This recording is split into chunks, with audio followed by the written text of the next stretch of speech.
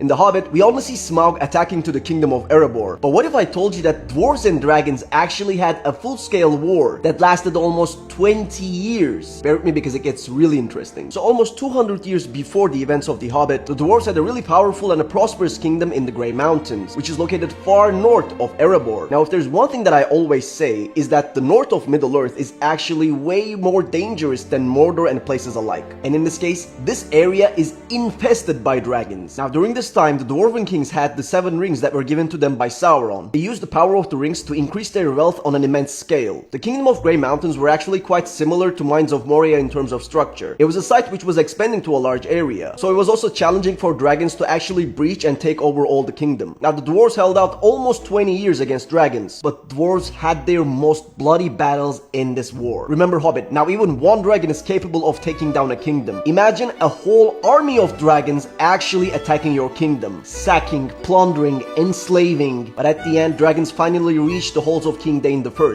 And in here, King Dain and his son Fror were killed right in front of the doors. And after losing their king, the dwarves abandoned the Grey Mountains. But what happened after is quite interesting. King Thror returns to Erebor with the Arkenstone and reestablishes the kingdom under the mountain. And his younger brother Gror takes a second party of dwarves to Iron Hills. And these kings established the 2 most powerful kingdoms of the Third Age.